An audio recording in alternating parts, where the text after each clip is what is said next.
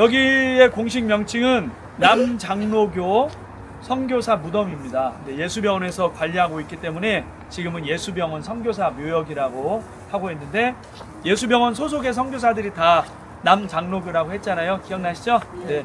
여기 처음 오신 분. 다 처음 오셨네요. 우리 예수병원 간호사 선생님 어디 계셔? 지금 오고 있는데 애기가 잠들어가지고. 그렇구나. 네, 네. 하여튼 17개의 지금 무덤이 있어요. 17개. 17개 중에 10개는 애기들. 여기 보면 비석이 작은 건 애기들이에요. 그래서 이거 작구나. 그리고 여기 아까 봤던 우리 전긴 선교사님 지금 잠깐 와보세요. 초창기에 놓았던 이게 비석이 이름이 이제 다 지워져 버렸어요. 조지는. 이게 첫째 아들이거든요. 글자가 없어졌죠. 그 다음에 이제 순서대로인데, 시드니 보이세요? 시드니 글자 영어. 프란시스. 조지인데 이거는 이제 다 지워져 버렸어. 그래서 시드니가 태어난 지 20일 만에, 프란시스는 태어난 지 열흘 만에, 첫째 아들 조지는 태어난 지 1년 6개월 만에 어디에서? 군산에서. 군산 스테이션에 묻었던 자리 아까 보여드렸죠? 그리고 윌리엄 맥클리 전킨, 윌리엄 해서 위렴, 전킨의 전에서 전 위렴 목사 묘 이렇게 해놨잖아요. 우리 전킨 선교사님이 1907년 1월 2일 날 장티푸스 폐렴 합병증으로 돌아가시고, 이분을 묻기 위해서 여기 터를 마련했고, 그래서 아들들을 이제 이장해서 여기에 같이 묻은 거예요.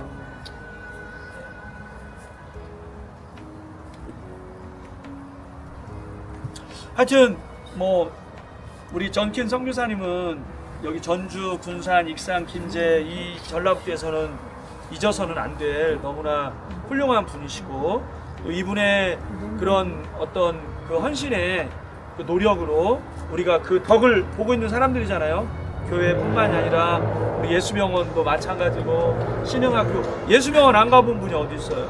신흥학교 출신, 기전학교 출신, 뭐 우리 전라북도에 다 훌륭한 분들 많고, 신흥학교 출신 여기 계시죠? 이렇게 많은 분들이 헌신한 이 자리인데, 특별히 왜 아이들이 많을까요? 전염병에 백신도 없고 또 면역력이 없기 때문에 아이들이 먼저 다 죽었는데, 다시 이제 일단 헌화할 때 보고, 특별히 여기 마틴 케이티 잉골드 선교사님 딸, 딱 애기 한 명 딸 낳는데 결혼하고 5년 만에 얻은 딸이에요. 그 해에 바로 하나님 부르심을 받고 갔습니다. 전주 예수병원을 세운 마틴 잉골드 선교사님이 5년 만에 얻은 딸을 하나님 나라에 보내면서 일기에다가 그렇게 적었습니다. 이거 전킨 선교사 부인의 아이는 태어나서 3주 만에 사망했다. 자, 태어난 지 3주 만이니까 20일 만에 죽은 아기가 저기 있죠. 첫 번째 아기 프란시스가 하나님의 부르심을 받았다는 걸 여기 적은 거예요. 불 선교사 부인의 아이는 5월 1일에 태어났다. 자, 불 선교사님 제가 아까 설명했는데, 군산에서, 그죠? 네. 야구학 가져왔고 멜본 그 불 선교사님 40년간 사역했던 군산에서 그 얘기를 하는 거예요. 그곳에 있는 동안 나는 몸이 좋지 않았고 전주로 돌아와도 바로 일을 시작할 수 없었다. 해리슨 선교사 부인이 발진 티푸스 열로 투병하다가 20일에 사망한 후에 나는 전주로 돌아오지 않았다. 네, 해리슨 선교사 아까 제가 다 설명했습니다. 이게 다 꿰어져야 돼요. 해리슨 선교사님, 하위렴, 그죠? 결혼했던 리니 데이비스 선교사님인데, 첫 번째 보면은 여기에 리니 데이비스, 해리슨 선교사님 묘 첫 번째, 왜 첫 번째로 있을까요? 가장 먼저 돌아가셨으니까. 1903년 호남에 묻힌 최초의 남장로교 선교사님이 리니 데이비스 선교사입니다. 그러니까 예수병원을 세웠던 마틴 잉골드 선교사님 일기장에 뭔 내용밖에 없냐면, 누구에게 태어났는데 죽었다, 누구 부인 죽었다, 누구 죽었다, 계속 그런 얘기밖에 없어요. 왜 그랬을까요? 100년 전에 우리나라에 전염병이 너무나 많았어요.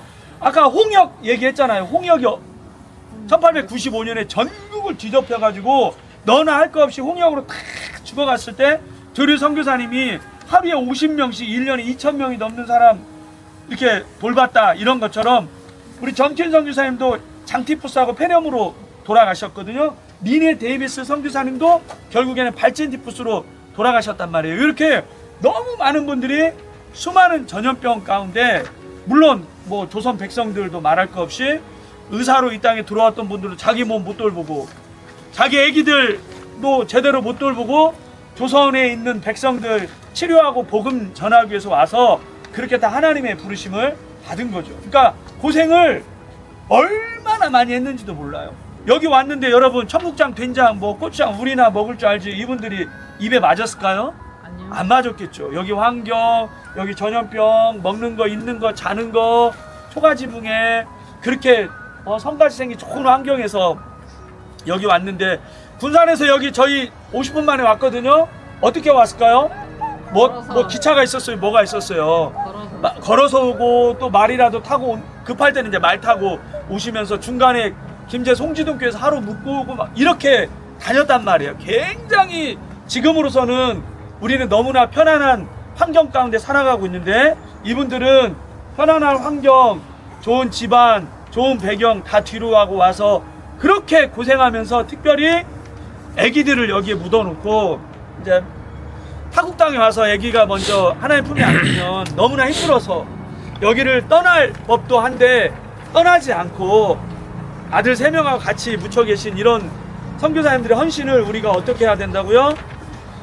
기억해야 된다라고 하는 것이죠. 그래서 리네 데이베스 선교사님은 특별히 굉장히 명문가 집안의 딸이었는데 떠나올 때 이제 같이 7명이 떠나와야 되잖아요. 7인의 선발대인데 7인의 선발대가 1892년 11월 3일 날 왔다. 그래서 아까 탑 높이가 11.3m 말씀드렸습니다.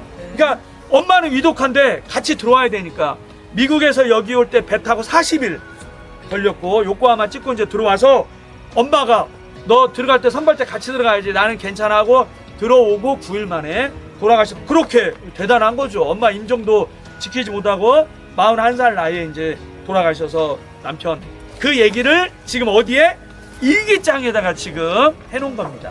해리슨 부인이 너무 그립다. 1910년 9월 15일 우리 아기가 사산되었다. 1910년에 여기 보면 이제 그 마티 그 잉골드 선교사님 아기가 여기 지금 묻혀 있는 거죠. 그것은 깊은 슬픔이었고 우리에게 낙심천만한 일이었다. 그동안 얼마나 애타게 기다렸는데 이른 우리 아이가 너무 보고 싶다. 저는 하나님의 돌보심 안에 있으며 그 어떤 것도 그분의 허락 없이는 제게 일어날 수 없기에 저에게 일어날 어떤 일도 두렵지 않습니다. 주님이 보내신 것은 옳고 선한 것입니다. 제가 두려워하는 한 가지는 제가 저의 일과 세속적인 방법에 너무 의지해 주님을 위한 사명을 저버리는 것입니다. 아버지, 제가 그렇게 하지 않도록 도우시고 오직 당신과 가까이에서 끊임없이 교제하면서 아버지의 인도하심과 능력을 구하고 당신의 가르침을 더 깊이 알게 하옵소서. 그리고 언제나 이기적이지 않게 저를 도우소서. 진실로 원하노니 제가 거저 받았으니 거저 줄 수 있게 하소서. 네. 저희가 처음에 여기를 왔던 때가 2012년도 같아요. 제 기억에 여기 올라오던 길에 예수병원 소아정신과 병동이 여기 있었어요. 납병동이라고 하는데 저희 아이가 여기서 치료를 받았는데 아기를 넣어놓고 저희 아내가 커피 한 잔 들고 이렇게 하다가 선교사 묘역 그 팻말 있었잖아요. 그거 있는 거예요. 올라가 보자 해서 왔는데 이게 이제 저희 앞에 펼쳐져 있었던 거죠. 저희도 저희 아이 치료해 달라고 뭐 지금도 기도하고 있지만 하나님께서 응답하지 않으셨는데 저희가 참 깜짝 놀랐던 건 뭐냐면 여기 있는 선교사님들도 자식들이 아팠을 때 죽어갈 때 기도하지 않았을까요? 기도했겠죠. 치료해 달라고 엄청 기도를 하셨을 거예요. 그죠? 눈물로 기도했는데 결국에 하나님 불러가셨잖아요. 그때 얼마나 힘들었을까. 때로는 우리가 질병 가운데 있을 때 기도해도 하나님이 응답하지 않았다는 얘기는 못할 것 같아요. 그게 응답일 수도 있으니까. 그래서 하나님의 뜻은 우리가 알지 못하지만 지금 마티 잉골드 선교사님이 그 얘기를 하는 거예요. 딸이 그 눈물로 기도했을 때 하나님 결국 불려가셨는데 그때 얼마나 낙심되었을까. 초대교회 때도 수많은 그 로마의 박해 가운데 뭐 사자굴에다 넣기도 하고 뭐 엄청 박해를 받았잖아요. 그때 살려달라고 얼마나 기도했겠어요. 일제 식민지 가운데 또 뭐 6.25 전쟁 가운데도 기독교인들 박해할 때 교회 안에다 넣어놓고 20명 밖에서 못질 해놓고 불로 태워 죽였잖아요. 제암리에서도. 그랬을 때 살려달라고 얼마나 기도했겠어요. 우리도 때로는 그렇게 기도 응답이 되진 않을 수도 있다. 그럼에도 불구하고 이렇게 부르신 가운데 하나님은 언제나 옳고 선하신 분입니다. 그런 믿음으로 주님 앞에 가면 하나님의 뜻을 그때는 알게 되겠죠. 지금은 알지 못하지만 왜 그러시는지. 중요한 거는 그럼에도 불구하고 그러한 어려움과 시련이 있음에도 불구하고 믿음의 경주를 끝까지 해내가는 것이 너무나 중요하고, 이 자리가 그렇게 이 땅에서 고난과 역경 가운데 승리함으로 달려갔던 선교사님들의 이게 현장 아닙니까? 그걸 보고 지금의 우리의 신앙의 모습을 성찰해보고 앞으로 우리가 어떻게 남은 여생을 달려가야 될 것인가를 한번 마음 가운데 새겨보는. 성지순례 갔더니 거기 목사님이 영상이 그러대요. 우리 가운데 울림이 있기를 원합니다. 거기 해설사분이. 그런 울림이 우리 가운데 있어야 되지 않을까. 특별히 튀르키예가 성지지만 성지가 바로 우리 눈앞에 이렇게 펼쳐져 있는데 이런 귀한 장소를 우리가 모르며 살아간다는 거는 너무 안타까운 것 같아요. 이 군산에 가까운데도 이렇게 있고 광주에도 있고 순천에도 있고 심지어는 금산 기억자에도 눈앞에 있는데 그런 스토리를 우리가 알지 못하고 살아간다는 건 너무 정말 안타까운 일이다. 그래서 이런 것들을 잘 소개하고, 여기 오면 늘 진짜 꽃한송이 없었거든요. 저기에 정기사님 보여 누가 조화를 놨어요. 조화를. 근데 사실은 조화를 놓으면 안 돼요. 저희가 생화 가져왔잖아요. 여기에 비닐로 포장되면 안 돼. 왜 그럴까요? 그렇죠. 나중에는 이게 자연으로 없어져야 되는데, 그래 제가 포장하지 말고 가져오라고 한 이유가 그거거든요. 그러니까 여러분들이 이 국화꽃을 가져와서 저희가 기념합니다. 감사합니다. 그리고 앞으로 어떻게 또 살아가기 결단까지 하고 간다면 나중에 천국 가면 다 만날 분들이거든요. 얼마나 정말 값지고 귀할까 이런 생각을 해봅니다. 그 다음에 읽어볼까요? 9월 29일 날. 남편 루이스는 지난 2월 19일에 갑자기 내 곁을 떠나갔다. 테이트 선교사님이 이분이 테이트 선교사님인데, 이 테이트 선교사님이 금산 기억자교회 가보셨죠? 안 가보신 분들은 빨리 갔다 와야 돼요. 여기 금산사는 다 갔는데 금산사 바로 앞에 있는 교회인데 기억자교회. 이 테이트 선교사님인데 심장병으로 이분이 돌아가셨어요. 그러면 지금 누구만 남았어요? 마티 잉골드 선교사님 혼자 남은 상황인 거야 지금. 마티 잉골드 선교사님은 볼티모어 의대를 수석으로 졸업했다고 했어요. 수석할 때 그때는 메달을 준다고 했는데 메달을 2개나 받은 분이에요. 이론과 실기 다 휩쓸었던 아주 정말 대단한 분인데, 다 내려놓고 와서 테이트 선교사님 만나가지고 결혼을 해서 아기를 얻었는데 아기가 죽고, 또 여기 이제 예수병원 병원장은 포사이드 선교사 이따 소개할게요. 그분에게 물려주고 남편 도와서 열심히 교회 사역 했던 그런 분인데 지금 심장병으로 갑자기 돌아가신 거예요. 이후 그 사람 없이 외로운 두달을 보냈고 내일 노스캐롤라이나로 떠나 여름에 보낼 예정이다. 자기 고향으로 지금 간 거예요. 이 작은 집의 매력과 기쁨은 그것을 말해주던 사랑하는 사람과 함께 사라져 버렸다는 것은 말할 필요가 없다. 하지만 나는 안다.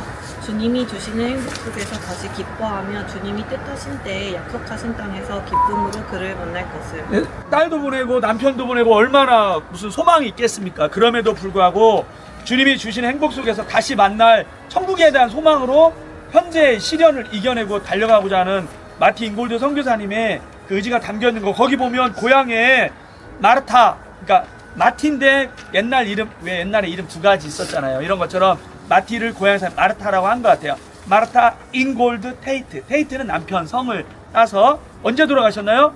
1962년. 그러니까 돌아가신 지가 그렇게 다 이때쯤 태어나셨잖아요. 아니구나. 네. 하여튼 1962년이면 별로 안 돼. 이때 돌아가신 거예요. 마티 테이트 선교사님. 예수병원을 세웠던 마티 잉골드 선교사님과 금산의 기억자교회 뿐만이 아니라 여기 완산교회가 서문교회에서 나왔고 다시 남문교회라고 아시죠? 다 서문교회 통해서 나온 교회들입니다. 뭐 부의중앙교회, 뭐 하여튼 이 전역의 수많은 교회를 우리 7인의 선발대 이 선교사님들이 다 세운 거죠. 그러니까 이 지역의 전라북도의 복음화를 위해 헌신했던 이분들을 우리는 결코 잊으면 안 되고, 맨 위에 있는 선교사님이 레인올즈 선교사님인데, 레인올즈 선교사님이 했던 일은 하나도 기억 안 나지 않습니까? 네. 신흥고 세운 분이고, 이분이 특별히 신흥고뿐만이 아니라 서문교에서 아까 전킨 선교사님, 그 다음에 테이트 선교사님 이분 1대, 2대, 3대 목회를 했는데 한국말을 그렇게 잘했대요. 레이놀즈 선교사님. 그래갖고 한국 사람들 줄에 뭐 우리 집사람들 뭐 이런 거 다 했고, 특별히 1911년에 구약 성경, 신약 성경, 성경 번역 완성을 레이놀즈 선교사님에 의해서 언더우드 선교사님이 주도를 했는데 번역자 모임을 550번이나 열었어요. 대단하죠? 그러니까 우리 지금 신구약 성경, 한글 성경 나오기까지 얼마나 많은 선교사님들의 땀과 눈물의 헌신이 있었는지 몰라요. 서문교에서 요한계시록으로 번역을 다 끝낸 거예요. 그러니까 여러분이 성경은 전주에서 번역이 끝났구나. 누구에 의해서? 신흥고를 세운 레이놀즈 선교사님에서 번역이 끝났구나. 레이놀즈 선교사님 아기가 태어나자마자 역시 하나님의 부르심을 받고, 둘째 아들이 신흥학교에서도 이제 아버지의 대를 열심히 사역했는데 두 아들의 묘가 어디에 있다고요? 양화진에 있다고. 그러니까 양화진 가면 맨날 언더우드, 그 다음에 스크랜턴 선교사님, 아펜젤 이런 분만 한 15분 30분 보다 오거든요. 그게 아니라 전주에서 사역해서 거기에 묻힌 분, 광주에서 사역했다 묻힌 분, 우리 남장로교 선교사님들이 양화진에 많이 계세요. 그런 분들을 찾아서, 특별히 레이놀즈 선교사님은 신흥고잖아요. 그러면 우리 박정배 장로님 나중에 양화진 혹시 죄송한데 다녀오셨어요? 한번 가시죠. 장로님 거기 가면은 묘가 400개가 있어요. 400개가 있는데 선교사님 애기하고 선교사님 묘만 145개. 거기는 하루 종일 봐도 정말 다 못 돌아볼 만큼 선교사님이 많은데, 나중에 제가 가면 다 설명해 드릴게요. 그래서 우리 학교를 세운, 신흥고등학교를 세운 레이놀즈 선교사님 자녀가 전주에서 그렇게 헌신하고 고생하고 일찍 죽었던 애기들의 묘가 거기에 있으니까 저희가 한번 여기에 묻혀 계시는구나, 이렇게 감사하기도 하고 오면 얼마나 좋겠습니다. 그렇죠? 네, 그렇습니다. 네, 아내가 이분 패시볼링, 이게 부부예요. 이렇게 이제 남매고, 이 마티 테이트가 1900년 4월 24일 날 전주 여학교를 세웠고, 정킨 선교사님이 돌아가신 뒤로 학교 이름을 기전으로 바꾼 거예요. 호남의 최초의 학교는 기전, 신흥학교는 1900년 9월 9일 날, 지금도 개교기념일이 9월 9일이니까 5개월 늦게 세워졌는데 호남의 이제 명문이 되는 거죠. 이게 메리번 여사, 기전학교의 초대 교장, 2대 교장님, 여기 넬리비 선생님이 여기 묻혀 계세요. 이제 리네 데이비스 뭐 7명이 호남의 선발대로 이제 오신 거고, 후발대가 어디로? 광주로 가서 1895년 3년 뒤에 유진벨 선교사님이 사역을 했고, 유진벨 선교사님의 아들 윌리엄 린튼 선교사님의 아들의 묘가 여기에 묻혀 있는데, 예.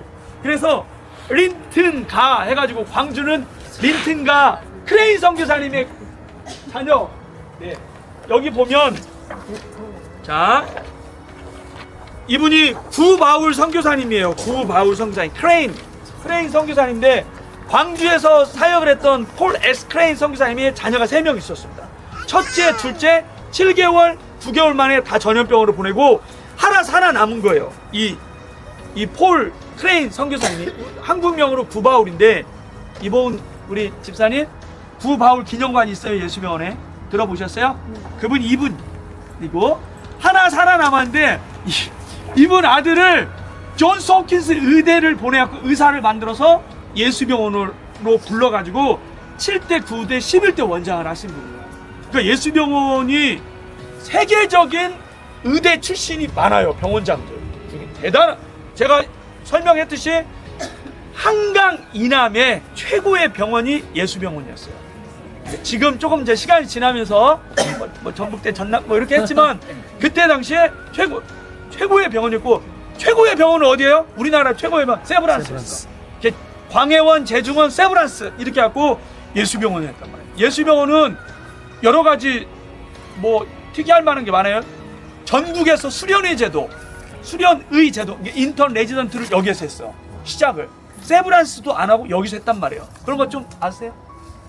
전문 수련의 제도부터 해서 암 이런 기타 등등 여기에서 최초로 한 것들이 굉장히 많은데, 중요한 거는 자, 윌리엄 랭카스터 크레인, 이분의 아들이란 말이에요. 여기에 이제 묻혀 있고, 이분이 1963년도에 여자 아기가 왔는데 10살째 꼬마 배가 이렇게 불러가지고 배를 갈라봤더니 뭐가 나왔다고 했어요? 기생충. 회충, 기생충 몇 마리? 많이. 1063마리가 나왔다고 했어요. 네. 그래가지고 이분이 그때 당시에 박정희 대통령하고 미국의 윌슨 대통령을 예수병원에 초대해. 예수병원은 미국 대통령이 방문한 병원이에요. 해가지고 기생충을 탁 널어놨어. 숫자까지 셌나봐. 1063마리. 그걸 보여주면서 10살짜리 꼬마애가 기생충 때문에 죽었는데 미국의 원조를 좀 해주면 좋겠다 해서 통역을 해서 그때 1960년대 초반에 미국의 어마어마한 원조를 통해 회충약이 이제 쫙 전역에 그 중심을 했던 게 예수병원이에요. 한강 이남의 회추 박멸 운동을 했던 병원 예수병원. 그걸 누가 했다고요? 국가고. 뒤에 보면 프랭크 골딩 켈러 우리 병원장 6대 8대 병원장님인데 이분이 여기 산책하다가 심장마비로 쓰러졌어. 그거를 데이비드 실 선교사님의 딸이 목격을 했어요. 아빠 실 선교사님과 구바울 선교사님을 불러가지고 얼른 병원 데려가서 심폐소생술을 했는데 안 깨어나고 돌아가셨어요.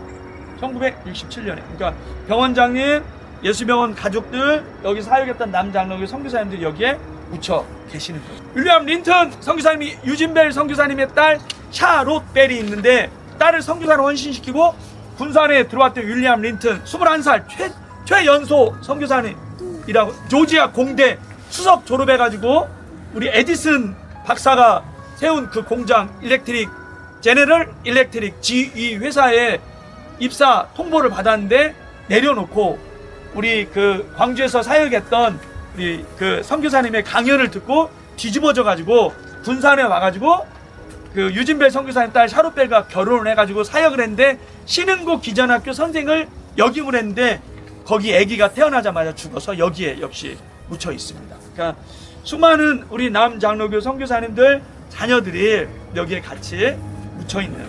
그래서 전국에 선교사님 묘역이 다 있습니다. 그럼에도 불구하고 선교사님 자녀가 가장 많이 묻혀 있는 곳이 양화진 말고 전주예요.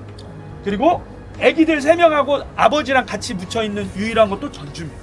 전주는 그만큼 선교사님들이 굉장히 열악한 환경 가운데 헌신했던 곳이 바로 전주 땅. 그래서 전국에서 복음화율이 가장 높은 데가 군산 31%, 31.5%, 그 다음에 높은 데가 전주, 김제, 익산 다 30%예요. 이 라인은 선교사님들이 군산을 통해서 전주까지 오면서 복음을 전했던 순례의 길이었고 또 헌신했던 그런 길이었던 거죠. 그러니까 왜 이렇게 복음화율이 높아요? 그만큼 헌신했고 순진을 많이 했기 때문에 순교자의 핏값 위에 하나님의 교회는 세워진다. 하나님의 교회는 이단 하나님의 교회가 아니고 주님의 몸된 교회는 세워진다. 그래 전주 땅이 이렇게 복음화율이 높은 거는 선교사님들의 헌신이 녹아져 있기 때문에 이렇게 높다라는 걸 여러분이 좀 아시면 좋을 것 같습니다. 헌화를 먼저 하고 우리 찬양하면 좋을 것 같아요. 곧 한 송이씩 다 나눠주고 묵념하도록 하겠습니다. 묵념. 하나님 아버지 주성교회가 전주 예수병원 선교사 묘역을 방문했습니다. 6년 전 이 땅에서 숭고한 쌍과 눈물의 헌신 또 순직의 길을 걸었던 우리 선교사님들의 발자취를 찾아왔습니다. 하나님 우리가 이렇게 편안한 세상에 살아가고 있고 또 예수님을 믿게 된 것은 이분의 헌신이 있었기 때문인 걸 깨달았습니다. 주님 앞에 서는 그날까지 이분들을 천국에서 만나는 그날까지 하나님 우리도 믿음을 지키며 복음 전하는 이 사역의 길을 잘 걸을 수 있도록 그리고 우리에게 주신 선교의 사명 넉넉하게 감당하는 우리 전주 초청교회 또 이 자리에 모인 믿음의 권속들 될 수 있도록 저희들을 새롭게 하여 주시고 저희들을 사용하여 주옵소서. 예수님 이름으로 기도했습니다. 아멘. 헌화하겠습니다.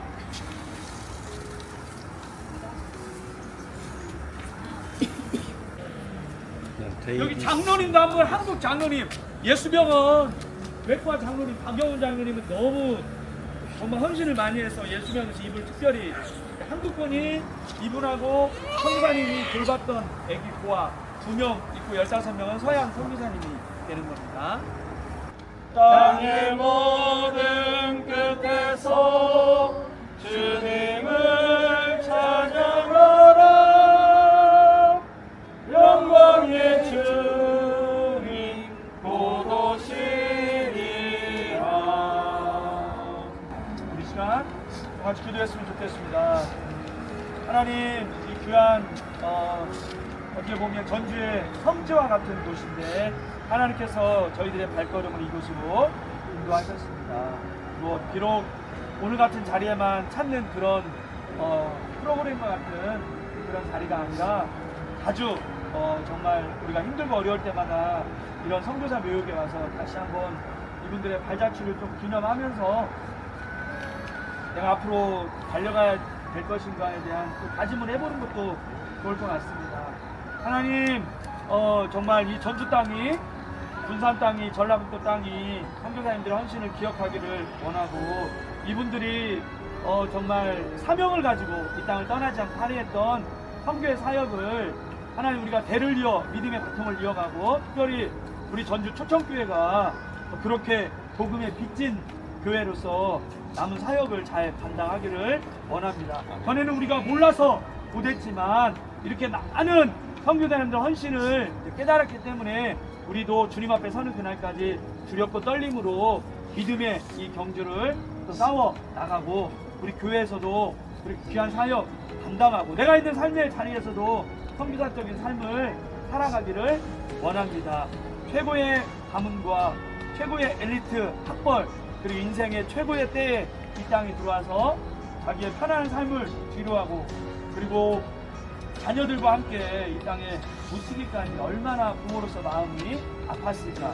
그럼에도 불구하고 우리가 그런 은혜가 있었기 때문에 이렇게 하나님을 믿는 예배자가 되었고 좋은 신흥고등학교라는 또 학교를 나오고 예수병원이라는 좋은 병원에서 치료도 받고 직장생활도 할 수 있는 거는 뭐 이분들의 덕을 보는 거 아니겠습니까? 하나님 정말 믿음의 싸움을 잘 싸나가고 이 믿음의 바통을 잘 계승하고 달려갈 수 있도록 우리를 새롭게 하여 주옵소서. 우리 그렇게 한번 같이 기도하고 사랑해 주님 감사드립니다.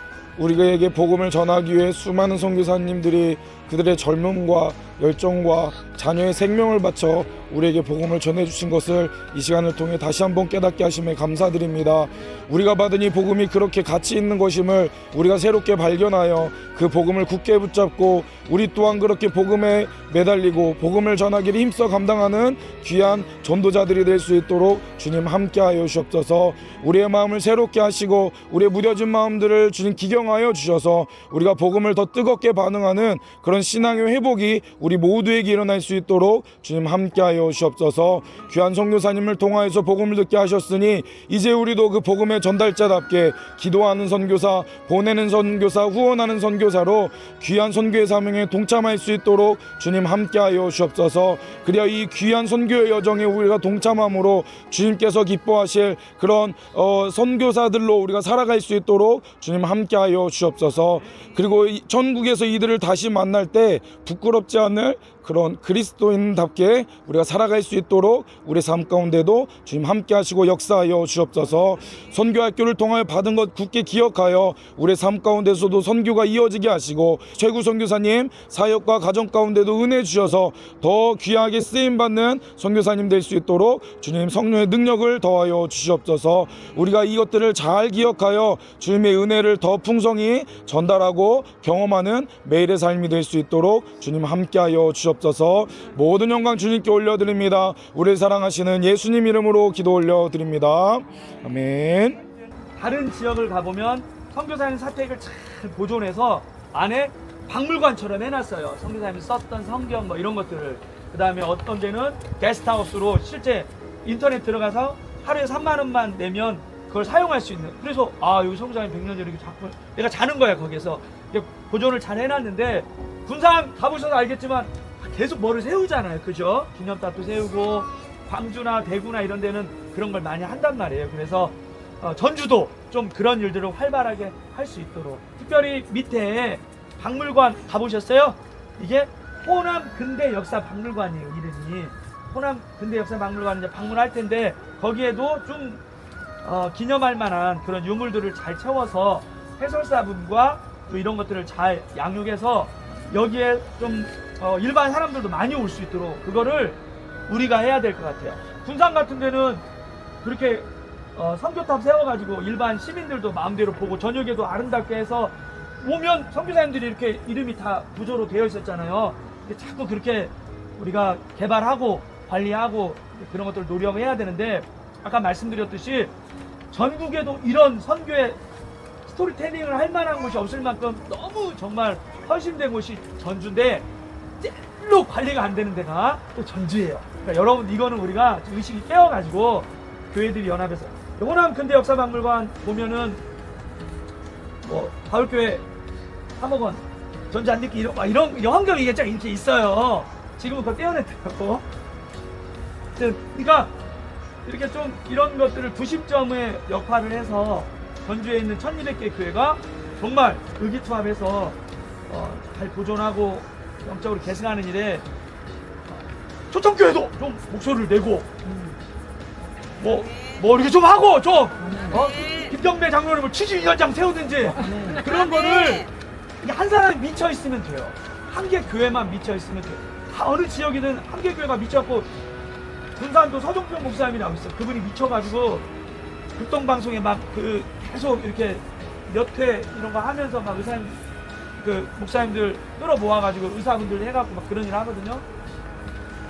더 늦기 전에 우리가 그런 일을 좀 했으면 좋겠습니다.